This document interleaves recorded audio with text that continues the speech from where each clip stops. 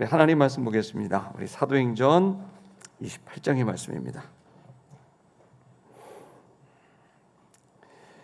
사도행전 28장 말씀 1절부터 11절까지 우리 다 같이 한 절씩 11절부터 우리 한 절씩 교독하겠습니다. 석 달 후에 우리가 그 섬에서 겨울을 난 알렉산드리아 배를 타고 떠나니 그 배의 머리 장식은 디오스구로라.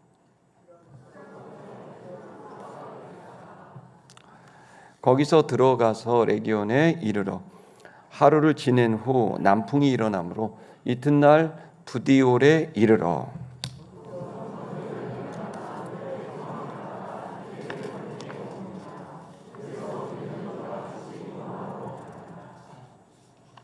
그곳 형제들이 우리 소식을 듣고 아비오 광장과 트레이스 타베르네까지 맞으러 오니 바울이 그들을 보고 하나님께 감사하고 담대한 마음을 얻으니라.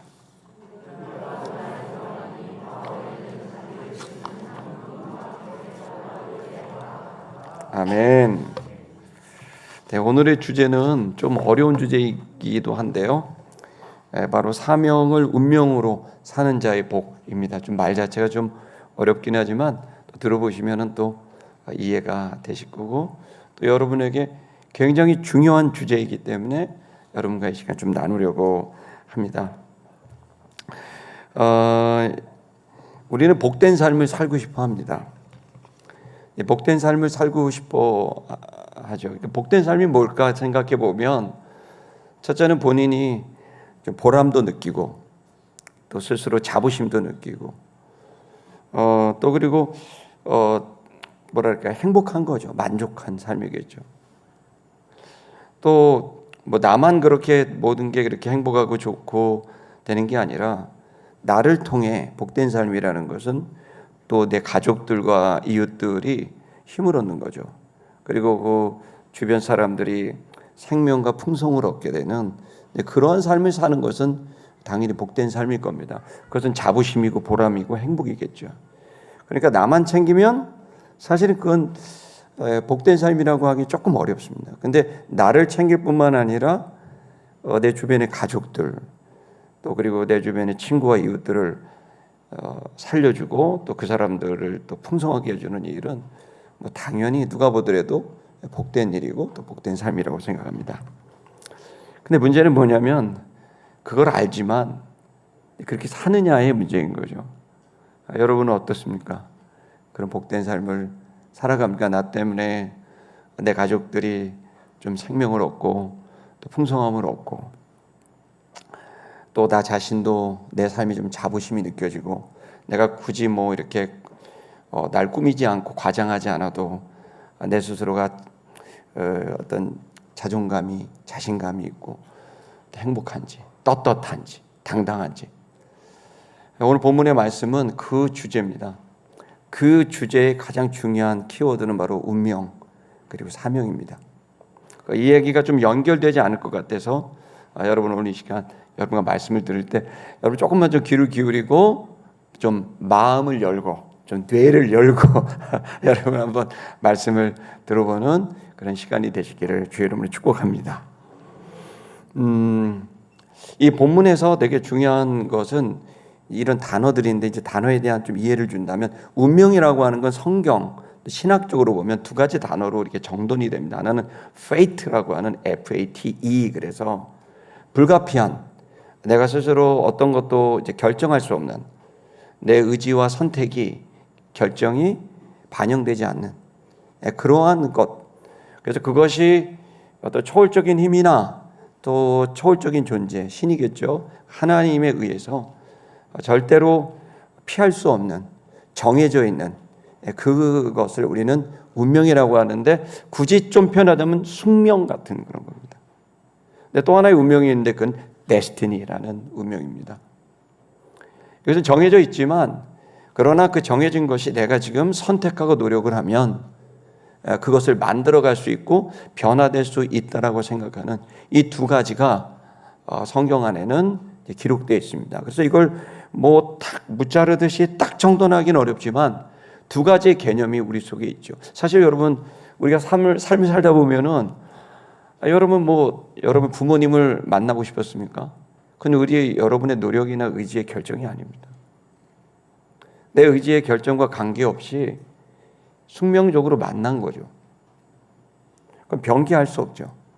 또 여러분 여러분 자녀를 여러분이 선택했습니까? 여러분 이런 애가 태어날 줄 알았습니까? 이런 애가 태어나다니. 이 아이가 태어나게 될 줄을, 또 이 아이가 이렇게 자라게 될 줄, 아무리 내가 노력하고 힘을 써도 내 뜻대로 안 되는구나. 내 노력과 결정이 이것을 이루는 것은 한계가 있구나. 뭔가 정해져 있는 힘이 있고 난 거기에 참 너무 부족한 자구나, 이런 생각을 하게 되죠. 아프고 싶어서 아픈 사람이 있겠습니까? 오늘 아침에도 이제 우리 제 동창의 아내가 이제 암에 걸렸다 그러고, 또 폐가 어렵다 그러고 수술을 받아야 된다 그러고, 아니면 그 사모님이 벌써 암을 2번째 하는데 그렇게 되고 싶어서 됐겠습니까? 사실 그런데 그 사모님이 처녀 때, 미혼 때 자궁암에 걸렸었어요. 애를 출산할 수 없을 거라는 판단을, 수술을 했고 할 수 없을 거라는 판단을 했고 오래 살지도 보장이 없었던 상태였는데, 제 친구가 오직 사랑에 힘입어 그 사모님에게 프로포즈를 하고 결혼을 했는데, 참 놀랍게도 하나님이 은총을 주셔서 2 아이들을 낳게 됐는데, 정말 행복한 삶을 사는데, 또다시 이제 50대 중반이 됐는데 또 그렇게 폐암에 수술을 해야 되는, 이건 암에 걸리고 싶어서 걸렸겠습니까? 얼마나 건강을 위해서 음식 챙겼죠, 컨디션 챙기죠 했지만 결국 이것은 숙명처럼 받아들이게 되는 거죠. 원하던 원치 않던 우리에게는 어떤 결정들이 이루어지는 거죠. 그래서 우리는 좀 무기력하죠. 그런데 여러분, 꼭 그런 것만은 또 아닙니다. 뭐냐면 그런 것 같지만 내가 노력하고 결정해서 뭔가를 또 우린 이루어 오며 살았습니다. 아멘입니까? 그래서 여러분, 우리는 노력했고 공부했고 우리는 최선을 다해서 노력했어요. 지난주에도 신방을 갔는데 한 분이 나이가 이제 70이 넘으셨는데 그분의 삶을 이렇게 얘기하고 대화하다 보니까 이분이 얼마나 정말 열심히 살았는지 몰라요. 젊을 때는, 청년 때는 월남전에 갔고, 월남전 갔다 오니까 돈 벌어야 되니까 사우디아라비아, 쿠웨이트로 가고, 그래서 열심히 노력해서 따뜻하게 그러시더라고요. 제가요, 목사님, 자식 키웠습니다. 제가 중동의 모래바람 다 먹으면서 1년에 한 번 휴가 왔습니다. 그러면서 아들이 보고 싶고 딸이 보고 싶은데 제가 꾹꾹 참고 몇 년 했더니 조그만한 집도 하나 얻었고 애들 공부시킬 수 있습니다. 저 잘했죠? 그래서 너무 잘하셨습니다. 애국자시고 좋은 아버지시고 훌륭한 분이십니다. 여러분, 우리는 이처럼 너무나 가난한 집에 태어나고 가난한 국가에 태어났고 배움 하나 없고 기술 하나 제대로 배운 것이 없지만 우리는 그 운명에 맞서서 그 숙명에 지지 않고 우리의 미래를 바꿔나가는 선택과 노력을, 땀을 흘려왔습니다. 여러분, 그런 의미에서 우리들에게는 바꿀 수 없다라는 숙명과 바꿀 수 있다라는 운명, 그 사이에서 우리는 살아가고 있고 그것이 어우러지면서 우리의 삶은 여기까지 왔죠. 근데 왔는데 지금 여러분의 삶은 만족하십니까? 여러분의 삶은 그렇게 자부심과 보람으로 가득합니까? 저는 어저께 결혼식 2탕 뛰었습니다. 한 번은 주례라고, 한 번은 제가 목회하던 옛날에 같이 신앙생활했던 분의 자녀의 결혼식인데 갔더니 같이 신앙생활했는데 교회를 떠나 그 집사님들, 권사님들을 만나게 되는 시간을 가졌는데 제 마음에는 참 마음이 여러 가지 어려웠습니다. 내가 저분들한테 어떤 목사였길래 교회를 떠났을까? 나는 정말 생명과 풍성을 준다고 했는데 저분들에게 나는 어떤 존재였을까? 내가 목회한 이 교회는 그분들에게 정말 희망을 줬을까? 그러면서 하루 종일 복잡했습니다. 그러면서 저 자신에 대한 걸어왔던, 나름대로 최선을 다했지만 그러나 또 그분들에게는 뭔가 불편한 것들이 있었겠고, 저의 한계, 그리고 잘 생명과 풍성함을 주고 싶지만 그렇게 살지 못하는 한계와 저 자신의 또 모순적인 모습도 또 보게 되는 거죠. 자, 여러분, 이런 것 속에 우리는 고민합니다. 그러나 성경은 이 바울을 통해서 주고 있는 것은 그러한 불가피한 그 결정들, 그리고 또 어떤 경우에는 내가 가능한 우리의 노력과 선택들에 있어서 좋은 선택을 하게 되면 얼마든지 복된 삶을 살 수 있다는 여러분 그 희망을 전해주고 있습니다. 그것이 바로 바울의 생애입니다. 그래서 오늘 우리가 이 성경을 볼 때 이 운명처럼 흐르고 있는 바울의 여정을 볼 수 있습니다. 바울은 여러분 너무 좋은 유대인 가문에 태어났습니다. 그의 부모님은 엘리트였습니다. 그래서 로마 시민의 교육을 다 받았고 최고의 교육을 받았고, 그리고 가말리알 학파라고 하는 당시에 뭐 오늘날로 말하면 하버드 캠브리지 이상 되는 최고의 학교를 다녔습니다. 또 그는 젊은 날에 이미 성공해서 사내들인 공회, 지금은 말하면 국회 정도 되겠죠. 그 젊을 때 이미 그 정도의 권력을 갖고 성공이 보장된 삶을 살았는데, 그에게 있어서 되게 중요한 것은 신념을 지키고 공의와 정의를 이루는 삶이었는데, 그가 볼 때 교회는 터무니없는 이단처럼 보였기 때문에 그는 앞장서서 이 교회를 박멸하고 이 교회 복음운동을 하고 있는 사람들을 제거하는 것이 엘리트로서 시대 정신을 이루는 일이라고 본인이 그 결정을 내리고 교회를 미친 듯이 핍박하고 교회 리더들을 잡아놓고 뭐 여러분 스테반 집사 같은 분을 늘 순교하게 만드는데 앞장선 사람이 된 거죠. 그런데 그는 운명처럼 그가 예수님을 만나고 싶었던 게 아니에요. 또다시 다마스커스에 있는 기독교인을 박멸하려고 가다가 웬일입니까? 주님을 만난 거예요. 주님이 사울아 사울아 왜 네가 날 핍박하느냐라는 상상할 수 없는 영적 체험을 해요. 그는 말을 타고 가다가 말이 떨어졌고 자기에게 일어난 일을 이해할 수도 없었고 수용할 수도 없으니까 충격을 받고 그는 거기에서 자신이 지난 걸어왔던 삶에 대한 도저히 해석도 되지 않고 지금 일어난 일에 대한 해석도 되지 않아서 그는 눈이 먼 상태로 그렇게 있다가 또 거기에 좋은 초대교회 리더들을 만나고 3년 동안 아라비아에 갔다가 또 그리고 다시 안티오크로 오게 되고 거기서 그는 여정을 보냅니다. 그리고 그는 전혀 다른 삶을 살죠. 그가 그렇게 박멸하고 싶었던 교회 리더가 되고 그가 그렇게 싫었던 복음을 모든 이방인들에게 전하는 삶을 살기 시작하죠. 그는 새로운 데스티니를 열어가게 된 거죠. 운명을 연 거예요. 여러분, 그래서 오늘 우리는 이 본문에서 바울의 이 운명적 삶을 좀 봐야 되고, 그리고 그 속에서 우리는 어떤 선택과 어떤 삶을 살아가야 이 복된 삶을 살 수 있을까? 오늘의 결론은 바로 사명과 운명에 대한 그 일치된 삶을 이야기합니다. 한번 좀 보시겠습니다. 우리 한번 본문을 보면 11절 원전 노트를 좀 보여주시겠어요? 네, 보겠습니다. 여기 보시면 주동사가 계속 이어지는데요. 우리는 이제 바울과 그의 일행입니다. 바울은 아팠어요. 그래서 누가라는 의사가 늘 함께했어요. 이 누가는 누구냐면 누가복음을 기록한 사람이고 여러분이 읽으신 사도행전을 기록한 사람이에요. 그분은 4차 전쟁을 할 때 감옥에 죄수로 갔기 때문에 그의 건강 상태는 이걸 해낼 수 없었어요.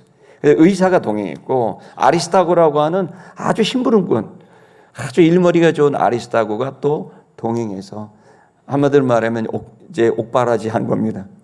그래서 이제 같이 이 여정을 걸어가게 되는데요. 자, 우리가 석 달이 지난 다음에 멜리데 섬에서 어디요? 떠나게 됐다 이렇게 돼 있죠. 떠나게 됐다. 여러분, 바울이 떠나고 싶어서 떠난 게 아닙니다.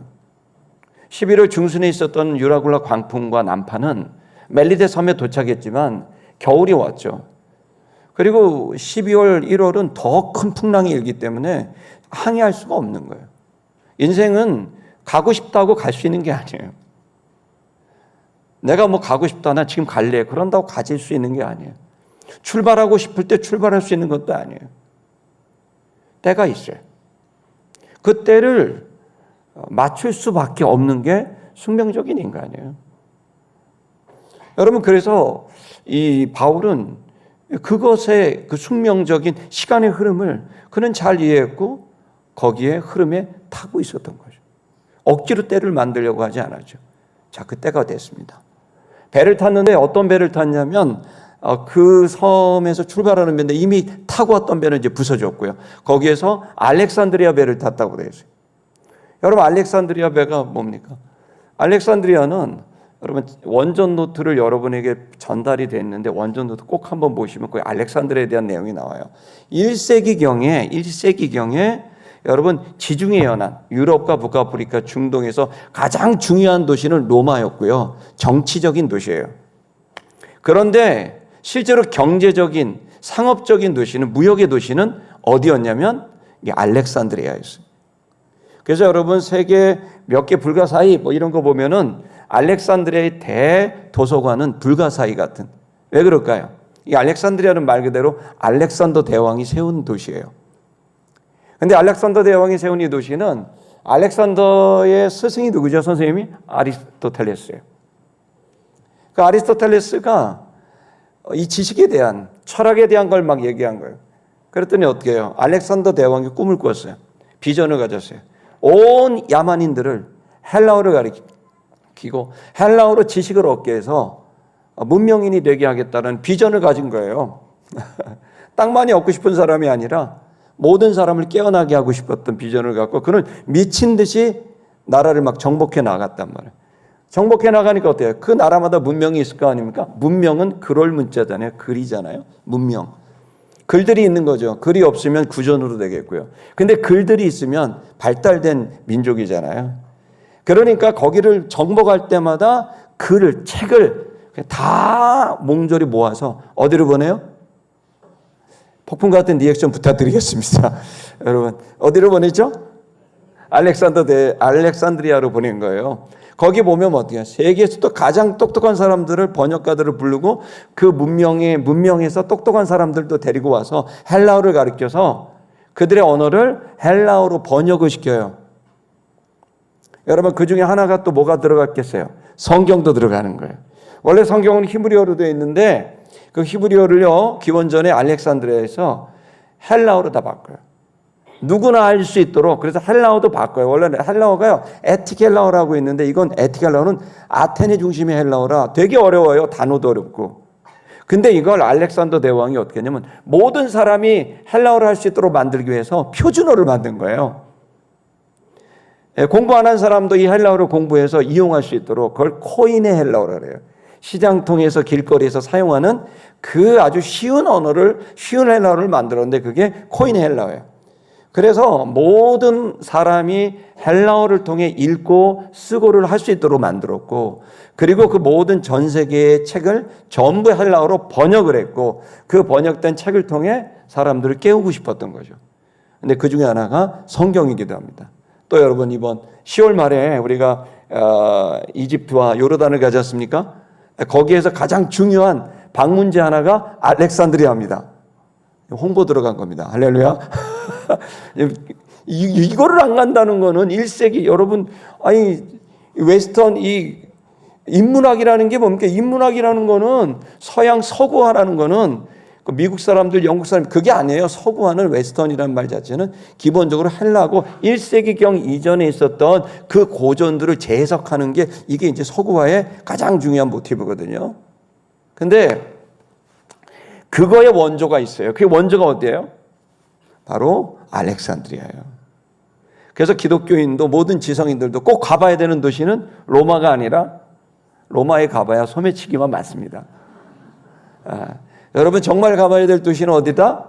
알렉산드리아다. 왜냐하면 로마는 당시에 정치의 중심이고 알렉산드리아는 바로 경제와 문명의 중심이었기 때문에 거기로 그 많은 돈을 어디다 쏟아부어요? 이 지식에 쏟아부은 거예요. 마치 르네상스의 메디치 가문이 엄청난 금융업으로 된 돈을 르네상스 작가들과 사람들에게 투자한 것처럼, 그처럼 알렉산드리아는 그 엄청난 돈을 헬라의, 그리스의 어마어마한 돈을, 군사력을 거기다 다 쏟았던 것이죠. 그러니까 알렉산드리아 배라고 하는 것은 지중해에서 가장 강력한 배예요. 가장 성공한 배예요. 난파될 수가 없는 배예요.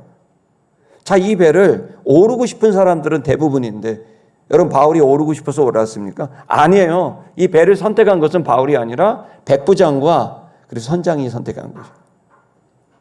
그러니까 여러분 우리의 인생은 내가 선택해서 가는 것도 아니고 늘 안 좋은 것만 선택되는 것도 아니고 얻어 걸릴 때가 있습니다. 할렐루야.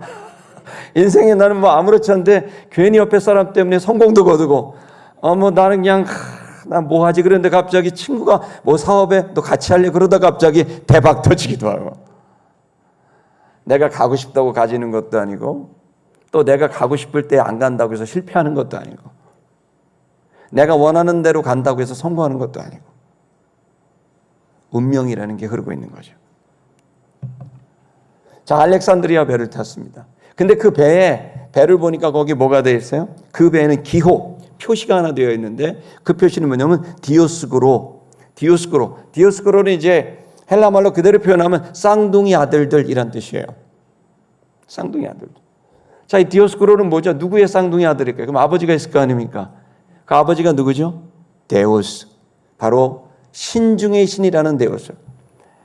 데우스의 쌍둥이 아들들, 주피터의 쌍둥이 아들들이란 뜻이에요. 무슨 얘기냐면 아무리 지식이 있고 아무리 능력 있는 사람이 있고 아무리 내가 능력이 있고 지혜가 있어도 한계가 있다는 걸 모든 인간은 알고 있어요.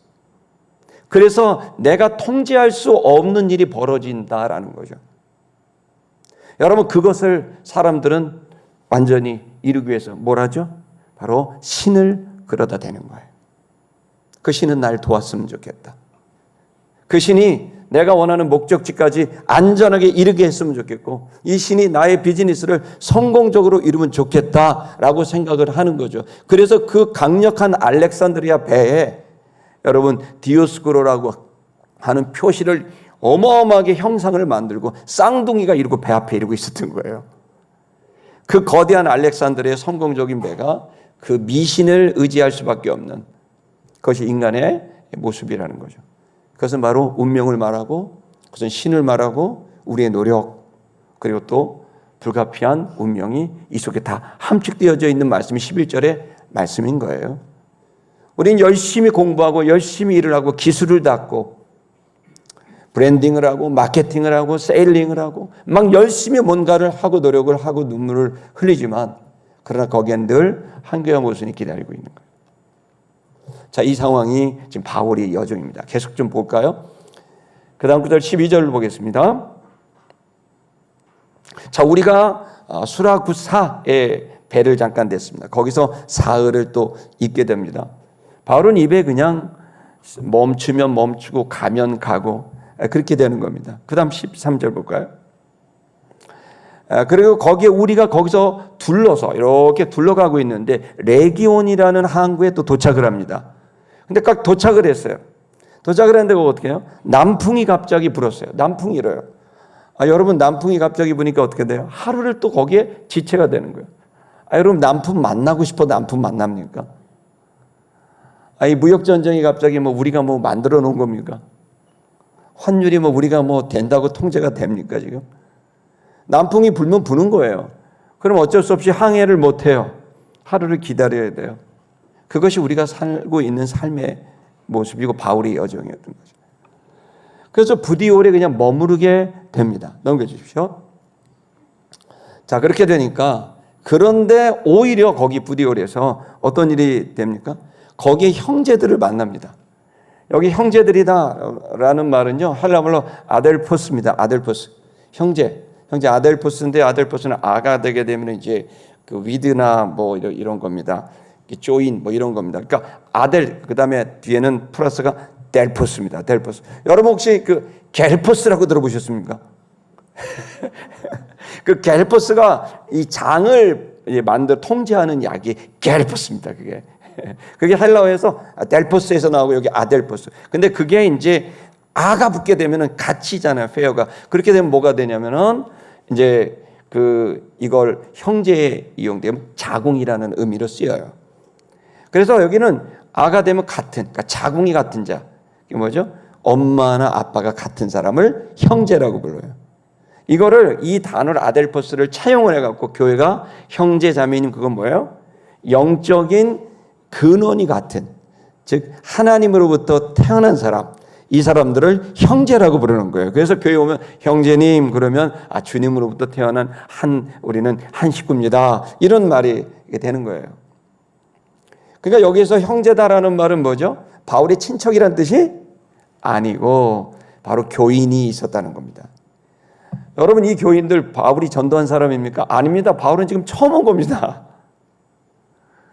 여러분, 항상 어떤 일에 꼭 우리 교인들만 쓰임받는 것도 아니고 내가 전도하지도 않고 우리 교인도 아닌데 다른 도시의 교인들, 듣도 보도 못한 사람들이 내 운명적 삶 속에 들어오기도 한다는 거예요. 규정할 수가 없어요. 그래서 우리는 막 얻어 걸리기도 하고 생각지도 않게 우리의 인생은 뭔가 이렇게 흘러가고 있는 것을 알 수 있죠. 그리고 그들이 이 사람들 바울을 만난 적도 없거든요. 근데 이 사람들이 형제가 만나지게 됐고 청함을 받게 됐다. 수동태죠. 그러니까 바울이 있다가 여러분 제가 너무 노고가 크니까 우리 한 일주일만 묵게 할 수 있나요? 이렇게 물어보지 않았다는 거예요. 수동태니까 뭐야? 청함을 받은 건 이 교인들이 바울과 그 일행을 누가와 아리스다와 또 어떤 사람이 있는지 모르지만 그 사람들을 일주일, 일회라는 건 7일입니다. 일회. 7일 동안을 머물도록 청했다는 거예요.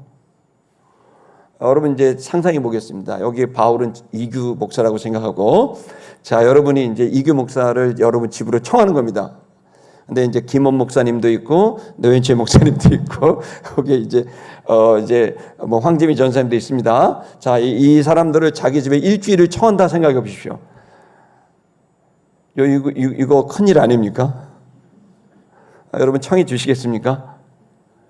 아마 장로님들 지금 땅을 보면서 그런 말씀을 왜 하시는 건지 모르겠습니다. 이렇게 얘기하겠죠.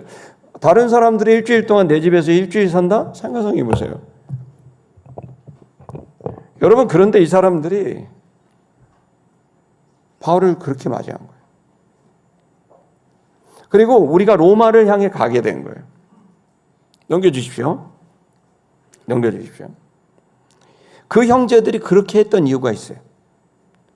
그 형제들은, 그곳에 있던 형제들이 우리의 소식을 듣고 들은 거예요. 이야기를 하다 들은 거예요. 그러니까 이 사람들이 뭐예요? 청하게 된 거예요. 왜 청했을까요? 알았던 거예요.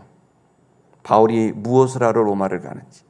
장사하러 가는 것도 아니고 좋은 학교 강의하고 공부하러 가는 것도 아니고 바울은 지금 모든 로마의 시민들에게, 이방인들에게 복음을 전하기 위해 왔는데 그 복음을 전할 때 한계를 느꼈어. 가는 데마다 모함하고 가는 데마다 핍박하고 죽이려고 하니까 결국 바울은 자신의 나머지 생의 끝을 로마 전체를 지도하는 바로 그 황제에게 복음을 전해야 되겠다. 이 뜻을 세우고 로마 복음화를 위해 그가 가고 있다는 사실을 알고 있었던 거죠. 그러니까 이 형제들이 단순히 바울을 봤던 게 아니에요.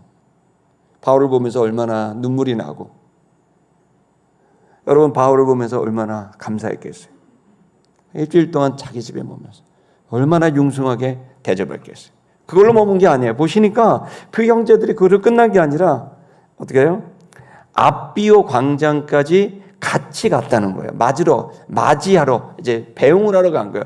여러분, 조금 전에 있었던 그 도시는 로마로부터 70km 정도 떨어진 도시였고, 그리고 여기는 앞비오라고 하는 이 광장은 로마에서부터 한 45km 떨어져 있는 곳이니까요. 하루길 정도를 같이 간 거예요.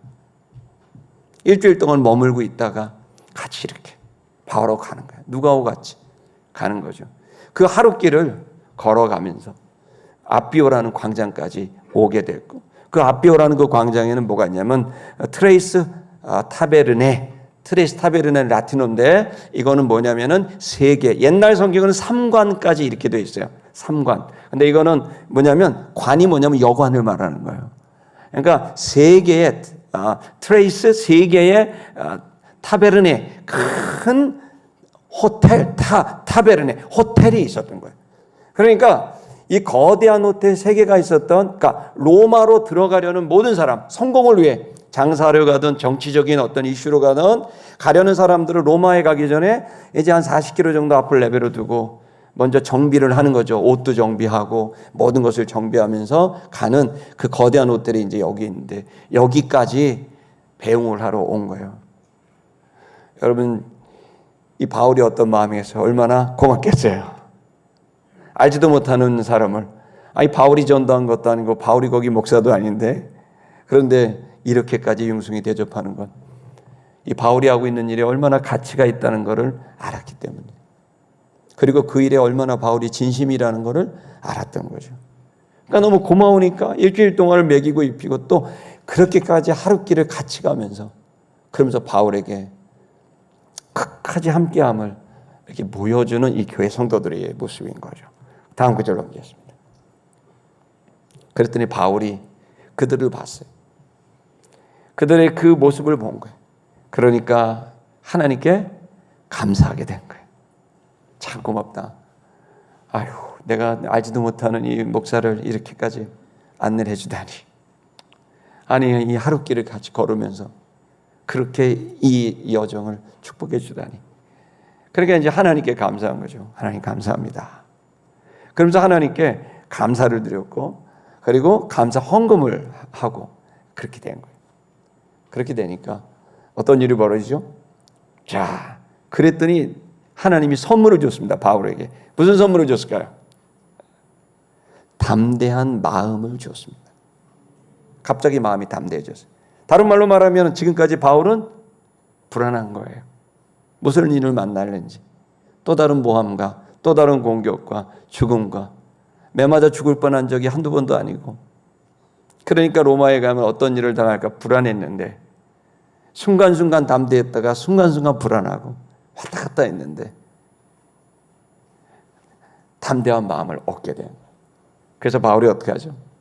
이제 로마를 향해 걸어가기 시작하는 거죠. 자, 하나님 또 선물을 준 게 있습니다. 그 다음 구절 보겠습니다. 16절을 보면 드디어 로마에 들어가게 됐습니다. 할렐루야! 드디어 바울이 로마에 이제 들어갑니다. 꿈에 그리던 바로 그 로마의 행입니다. 근데 들어가니까 거기 가서 내가 이 사명의 길을 가면, 이 운명의 길을 개척하면 나는 큰 고통을 당할 줄 알았는데 웬일입니까? 그가 허락해 줬습니다. 그가, 단수입니다. 한 사람이 허락해 줬어요. 누굴까요? 바로 백부장입니다. 율리오라고 하는 백부장입니다.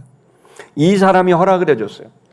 뭐를 허락해 줬냐면 바울에게 한 사람을, 군사를 딸려보내면서 이 사람을 가택에서, 원래는 감옥에 가야 돼요. 쇠고랑 차야 돼요. 족쇄를 차야 돼요. 감옥에 가야 되는데 그러지 않고, 또 혹은 유대인들이 로마에 엄청 많이 살았거든요. 언제 또 바울을 공격할지도 모르는 상태가 되니까 율리오 백부장이, 그 사람이 바로 바울에게 군사 한 명을, 바울을 지키는 보디가드를 붙여준 겁니다. 그래갖고 군인이 그를 지키면서 바울은 2년 동안 재판이 하도 가이사에게 받는 재판이 많다 보니까 자그마치 2년을 기다립니다. 그러면서 2년 동안 감옥에 가지 않고 어디에 있었어요? 집안, 가택연금이 된 거예요. 그러니까 감옥보다는 훨씬 좋은 거죠. 가택이 되니까 어떻게 해요? 로마 교인들이 수시로 들어나 만났고, 그리고 거기에서 전도할 사람들을 만날 수 있는 기회를 얻게 돼서 바울은 최악의 상황이 아닌, 그것을 오히려 더 복음을 전하고 로마 교회를 단단하게 만드는 목회를 할 수 있는 기회를 얻게 된 거죠. 자, 여러분, 이 시간 오늘 우리는 이 말씀을 좀 길게 좀 봤습니다. 이 바울의 삶은 얼마나 복된 삶입니까? 이 바울은 이 복된 삶을 사는 데 있어서 그가 가지고 있었던 몇 가지 중요한 깨달음이 있었어요. 그건 뭐냐면, 지금 내가 로마를 향해 가고 있지만 그건 나 혼자 가는 게 아니라 주님이 나를 로마에까지 인도하고 계시다라는 운명적인 주님의 인도를 그런 확신하고 있었던 거예요. 먼저 여러분, 우리가 읽으셨지만 사도행전 28장의 말씀을 한번 볼 필요가 있는데요. 사도행전 28장, 우리 한번 방송실 도와주시겠습니까? 26장인가요? 예. 한번 27장 24절, 예, 죄송합니다.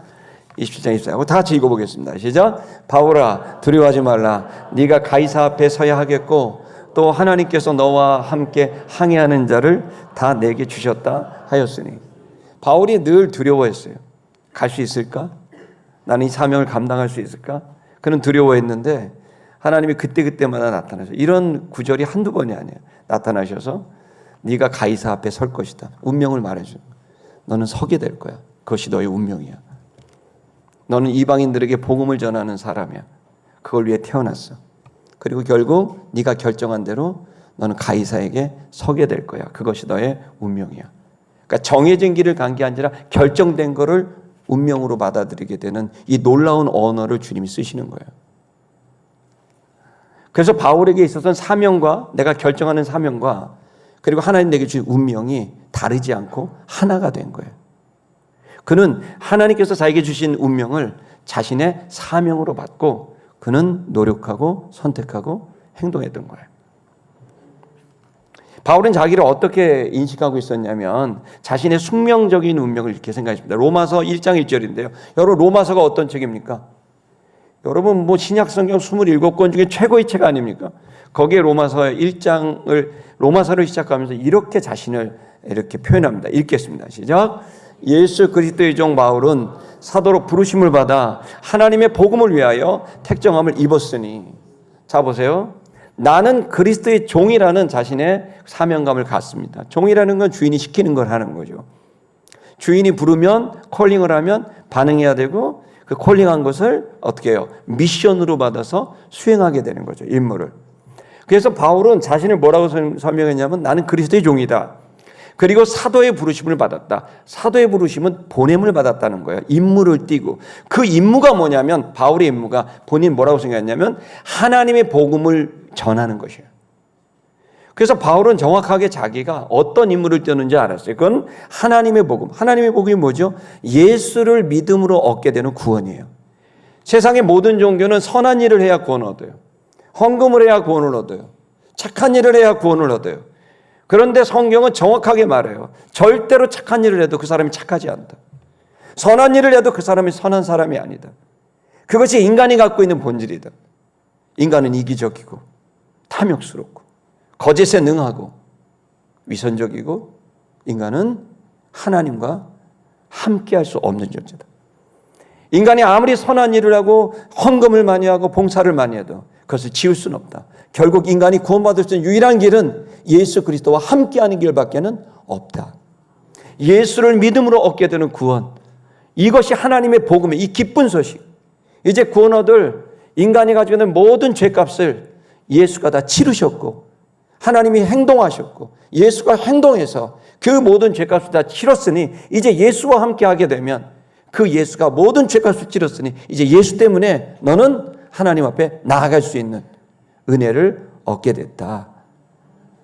하나님이 이 모든 구원의 길을 여셨다라는 기쁜 소식을 전하고, 그 기쁜 소식을 듣는 자들마다 믿게 되면, 그리고 살아가게 되면, 그리고 누릴 수 있게 되는 구원이 임하게 된다는 예수 복음, 하나님의 복음을 전하는 일. 유대인들은 율법을 지켜야 구원 얻는다고 생각했고, 모든 종교 지도자들은 자기를 닦아야 되고 수신해야 되고 수도해야 되고 헌신해야 되고 어떤 대가를 본인이 지불해야 되는데, 그 지불 갖고는 절대로 인간은 하나님 곁에 설 수 없다는 거예요. 오로지 예수만이 그 완벽한 죄값을 지르고, 그리고 그것으로 인하여 예수와 함께하는 자는 예수가 죄값을 치렀으니 그 죄값을 치를 필요가 없게 됐다는 걸 말하는 거예요. 그 예수를 믿음으로 얻게 되는 구원, 예수밖에는 구원 얻을 길이 없다고 하는 이 복음을 전하는 일을 바울이 했는데, 세상의 모든 종교는 그와 같지 않으니 당연히 저항이 있는 것이죠. 그 종교를 믿고 있는, 철학을 믿고 있는 사람들을 개종을 할 것이니 얼마나 큰 저항과 반대가 있겠어요. 그러니 바울의 인생은, 그것을 전하는 사도들, 예수님의 제자들의 인생은 그야말로 늘 모함과 공격과 핍박과 죽음입니다. 그런데 그것이 자신의 운명, 데스티니라고 생각한 거예요. 그것은 자신의 페이트, 변개가 없는, 자신은 그걸 위해 택정함을, 선택을 받았다. 이 선택은 변기가 없어요. 그러니까 이걸 선택을 내가 한 게 아니에요. 주님이 나를 선택한 거예요. 이게 페이트, 변개가 되지 않는 거예요. 주님이 나를 선택하는 변개가 되지 않는, 그것이 이루어졌고, 그리고 그것을 이제 나는 알았으니 과거의 내 모든 것들은 주님의 페이트, 변개가 없는 일이니 이제 나는 데스티니, 내 운명, 저 미래를 나는 이제 하나님의 이 운명, 하나님의 숙명을 받아들이고 나는 이제 그 숙명을, 내 미래를 여는 사명으로 나는 결정하며 나아가겠다. 여러분, 그래서 바울은 결정했죠. 그 결정이 뭡니까? 로마에 들어가겠다. 전 세계 로마의 그 지도자인 황제에게 복음을 전해야 되겠다. 이것이 바울의 사명이었고 그것은 바울의 데스티니, 운명이 된 거죠. 에베소서 3장 8절에서 9절을 볼까요? 다 같이 읽겠습니다. 에베소서 3장 8절에서 9절입니다. 시작. 모든 성도 중에 지극히 작은 자보다 더 작은 나에게 이 은혜를 주신 것은 측량할 수 없는 그리스도의 풍성함을 이방인에게 전하게 하시고, 모든 성도보다 작게, 자기를 이제 다시 8절로 돌아가시면, 동성실 주무시면 안 됩니다. 모든 성도들의 지극히 작은 자, 자기가 너무 연약하다, 더 작은 나에게 이 은혜를 줬다. 측량할 수 없는 그리스도의 풍성을, 그리스도의 생명과 풍성을 이방인에게 전하게 하시려고. 9절을 읽겠습니다. 시작. 영원부터 만물을 창조하신 하나님 속에 감추었던 비밀의 경륜이 어떠한 것을 드러내게 하려 하심이라. 나를 선택하게 하신 것은 이 모든 만물이 있기도 전에, 창조 이전에 신이 갖고 있었던 비밀이 있었고 그 경륜, 즉 계획과 그리고 그것을 이루는 방법이 있었다는 거예요. 이건 신만이 갖고 있었던 거예요. 자, 이것을 드러내게 하고 성취되게 하기 위해서 누가 선택됐다? 내가 선택됐다. 자신이 누구인지를 정확히 알았던 거예요. 바로 신 안에 있었던, 하나님 안에 있었던 온 인류를 구원하기 위한 그 목표, 그리고 그 목표를 이루기 위한 계획. 그래서 바로 그리스도를 보내서 그리스도 안에 들어오는 자들마다 하나님의 아들들이 되게 하는 주님의 이 방법. 그러므로 그리스도를 모든 사람들에게, 모든 이방인들에게 전파하고, 그리고 이 그리스도를 믿고 그리스도 안에 들어오는 자들마다 하나님의 아들들이 되게 하는 이 놀라운 구원을 드러내야 되는데, 실행해야 되는데, 완성해야 되는데, 누가? 바로 내가 그 일에 택함을 입었다. 나는 이 일을 위해 태어났다. 나는 이 일을 위해 나는 바리새인이 됐었던 거다.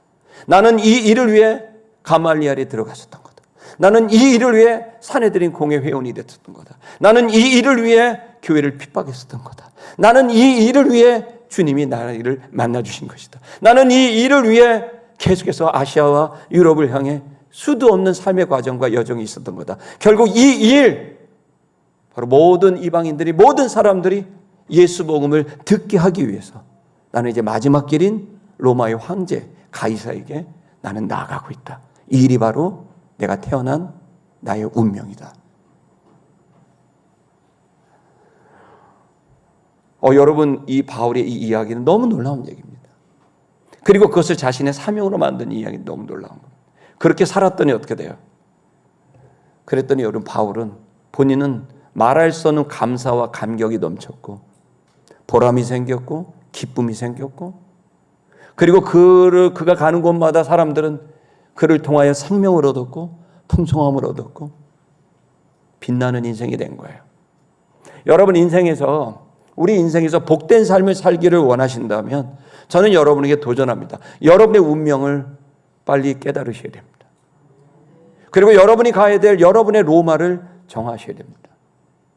그리고 여러분이 지금 그것이 아직까지 못하다고 한다면 지금 여러분이 하나의 생활 방식을, 행동 방식을 정해야 됩니다. 그것이 여러분의 삶을 복되게 만들 수 있습니다. 그게 뭘까요? 바울이 했던 겁니다. 바울은 어떻게 했을까요? 우리 빌립보서 4장의 말씀을 한번 읽어보겠습니다. 빌립보서 4장 다 같이 읽겠습니다. 시작. 표대를 향하여 그리스도 예수 안에서 하나님이 위에서 부르신 부름의 상을 위하여 달려가노라. 아멘. 바울은 어떻게 살았냐면 다른 사람을 보지 않았어요. 환경과 여건도 안 봤어요. 그가 봤던 건 표대였어요. 그 표대는 바로 모든 사람이 다 이 복음을 듣게 되는 것이고, 그 표대는 바로 사명이었고 그 사명을 주신 주님이었던 거예요. 그래서 그는 늘 주님이 자기에게 준 운명적 이 사명을 자신은 바라보며 갔던 거예요. 그랬더니 하나님은 그에게 복을 주신 겁니다. 복을 일부러 만들어낸 게 아닙니다. 복 받았다고 자기를 과장하고 복 받은 사람처럼 빙의하지도 않았고 홍보하지도 않았습니다. 복을 주님이 줬어. 사람들이 오게 하는 겁니다. 필요한 재정도 주십니다. 그리고 그를 만나는 사람마다 생명과 풍성함을 얻습니다. 아픈 사람들이 치료됩니다. 절망에 빠진 사람들이 일어납니다. 이처럼 복된 삶이 어디 있겠어? 여러분, 자, 퀴즈 하나 낼게요. 2개 낼 건데. 자, 첫 번째 퀴즈. 여러분, 토끼와 개구리가 아니라 잠깐만. 토끼와 거북이. 죄송합니다. 토끼와 거북이가 경주를 하는 이소부활 아시죠? 자, 퀴즈 하나. 자, 토끼가 이겼습니까? 거북이가 이겼습니까? 여러분 정말 너무 문명이 나오십니다. 자, 그럼 두 번째 퀴즈. 자, 그러면 왜 토끼는 졌고 왜 거북이는 이겼을까요? 이렇게 하지 마시고 방언하면 안 됩니다. 지금 답을 봐세요. 빨리 누가 한번 얘기해 보세요. 왜 도대체 이 토끼는 졌고 패배했고 그 똑똑하고 날쌔고 힘 있는 토끼는 졌고 어떻게 이 바보같이 생긴 이 거북이는 이겼냐 말이에요. 중간에 잠을 잤다고요? 그건 이제 스토리고 좀 본질적인 감사가 또 거만과 오만. 네, 감사합니다. 이거 했다가는 밤새 같으니까 제가 볼 때는 제가 이제 말씀을 통해서 이렇게 보시면 토끼는 거북이를 보고 경주했고 거북이는 표대를 보고 경주했어요. 그러니까 그것이 우리의 실패하는 인생이 되든 성공하는 인생이 되든 그 방식에서 여러분 토끼는 늘 거북이가 얼만큼 달리느냐에 관심이 있어요. 그리고 자기가 그만큼 달려. 그러나 거북이는 토끼가 뭘 뛰든 말든 아무 관계가 없어. 그냥 표대를 향해 그 지름길로 걸어가는 거예요. 여러분 인생을 풍성하게 다른 사람에게 생명과 풍성함을 주는 그 나이스하고 그 풍성하고 자신감과 자부심과 힘이 있는 건 거북이처럼 가야 돼. 여러분 제가 20대 후반에 너무 유학 가고 싶었어요. 그래갖고 토플 시험 보고 막 해갖고 점수 2번, 3번 봐서 600점, 요즘은 점수가 다른데 옛날에 이제 600점 넘으면은 그래도 괜찮아. 아이비리그 가고 막 그래갖고 이제 막 600점 막 하고 시험하고 점수가 돼갖고 토플 그래갖고 이제 학교에 보스턴에도 한 학교 보내고 포틀랜드도 하나 보내고 LA도 하나 보내고 이렇게 했는데 막 합격 통지가 온 거예요. ATF홈이 왔어. 그래서 우와 이제 합격하나 보다. 그리고 이제 가려고 딱 하는데 IMF가 툭 터진 거예요. 근데 미리 내 친구들은 미리 갔어. 나는 목회하느라고 늦게 간 거예요. 그러니까 1년만 빨리 갔으면 난 벌써 여러분 안 만납니다. 제가 아마 글로벌 리더가 됐을 수도 있습니다. 근데 딱 IMF가 터지는 거예요. 97년 말부터 이상하더니 못 가는 거예요. 근데 이제 친구들이 먼저 간 친구들이 석사하고 박사하면 전화가 와요. 전화가 와. 교야. 그래. 그래. 웬일이냐. 나는 휴대전화 없으니까. 야, 이번에 석사 됐다. 그럽니다. 야, 영태가 진짜 잘 됐다. 야, 고생하더니, 야, 너 진짜 너무, 야, 내 친구가 그 유명한 대학교 석사 되고, 야, 박사 갈 거지? 박사 갈 거야. 야, 축하한다. 내가 기도해 줄게. 고맙다. 자랑스럽다. 전화를 딱 끊었는데, 여기가 염산 마신 것처럼, 쓰리고 아픈 거예요. 제가 그 수준이었어요. 이게 그러면서 난 뭐 했지? 난 뭐? 내가 박복한가?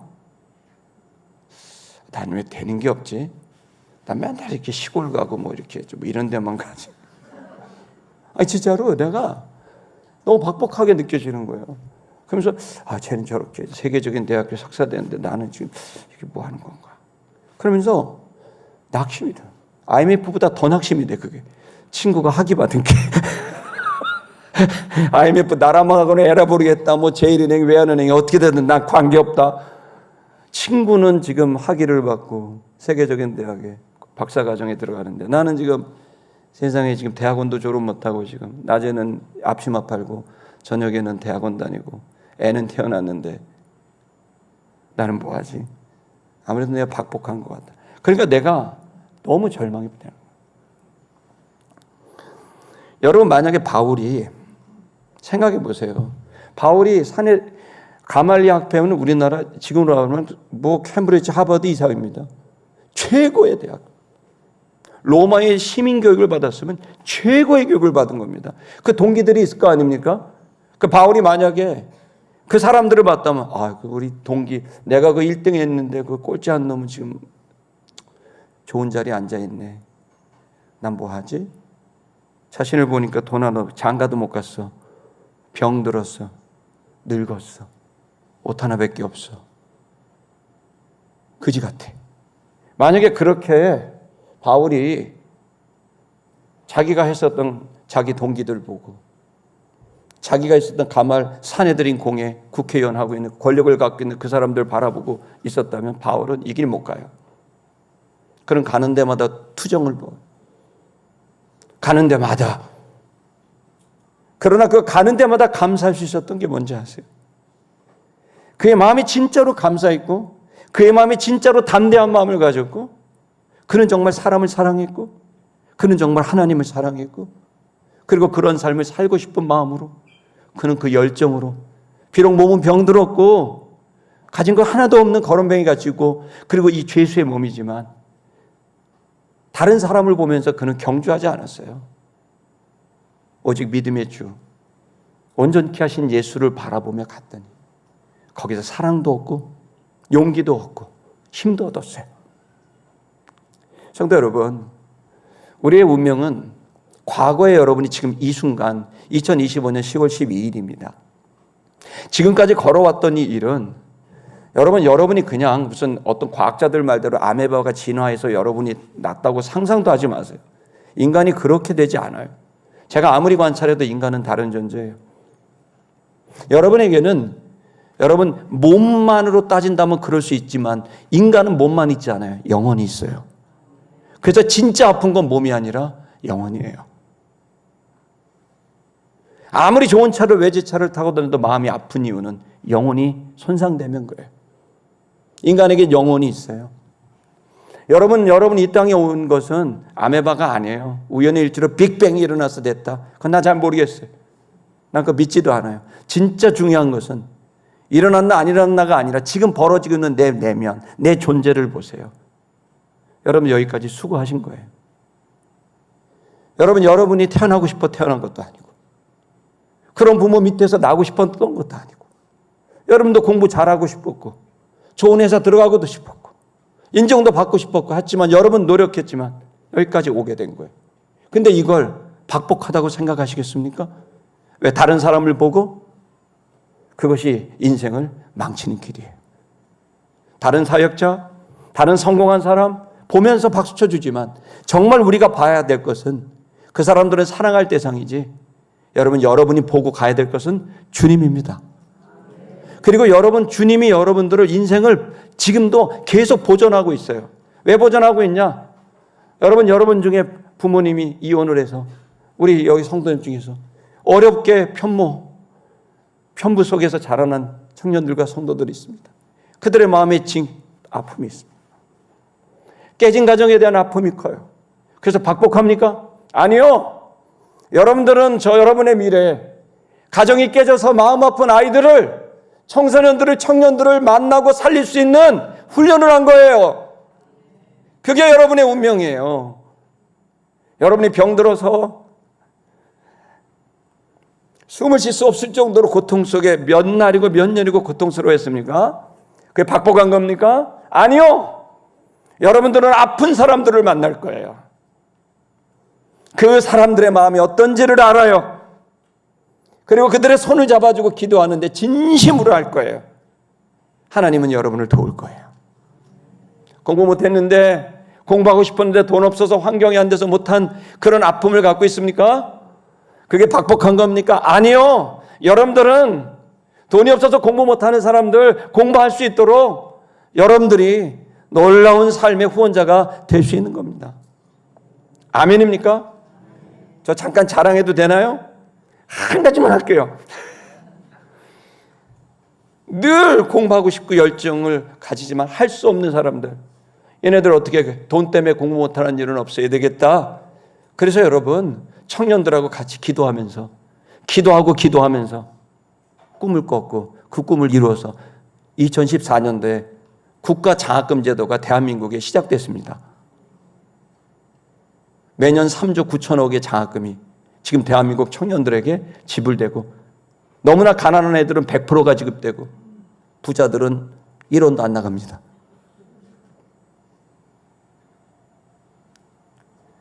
여러분, 저는 제 삶의 여정을 보면서 저는 여전히 작은 자 중에 지극히 작은 자고, 작은 일에도 흔들리고 부족한 자고 염려하고 걱정하는 자입니다. 그럴 때마다 제가 하고 있는 일은 골방에 들어갑니다. 아무도 없는 방에 들어가서 문을 잠그고 그 속에서 주님을 찾습니다. 믿음의 주, 나를 온전케 하시는 그 예수, 그리고 그가 나의 지나온 박복하다고 생각한 것 속에 박복한 게 아니라 그것은 나의 운명이고 그것은 내 미래의 데스티니를 개척할 주님의 부르심이었기 때문에 그 부르심을, 소명을, 컬링을 나의 미션, 나의 사명으로 정하고 나는 내 미래의 데스티니를 열어가겠다라는 그 용기와 힘을 얻게 됩니다. 성도 여러분, 지금 우리가 해야 될 일은 성공하고 실패한 사람들 보고 성공했다고 우울하고 실패했다고 우쭐할 필요가 없습니다. 다른 사람 볼 게 없어요. 주님을 바라보시기 바랍니다. 그러면 주님 안에 내가 보이고 내 삶이 해석돼요. 아, 내가 이래서 살아왔구나. 내 삶은 박복한 게 아니라 축복이었구나. 내가 가난했던 이유, 병들었던 이유, 절망했던 이유, 아팠던 이유는 다 축복이었구나. 그리고 그걸 통해 내가 내 나머지 생활을, 내 데스티니를 나의 선택과 노력으로 생명과 풍성함을 주는 삶을 살기로 나는 결정한다. 이 사명과 이 운명이 일치가 되는 자에게 주님은 한없는 복을 주실 겁니다. 때를 따라 돕는 은혜를 주시고 여러분들은 자부심과 보람과 기쁨으로 행복할 겁니다. 또한 여러분 주변의 가족들과 친구들은 생명과 풍성을 얻게 될 것입니다. 여러분의 삶 속에 하나님의 무한한 축복이 임하게 될 것을 축복하고 선포합니다.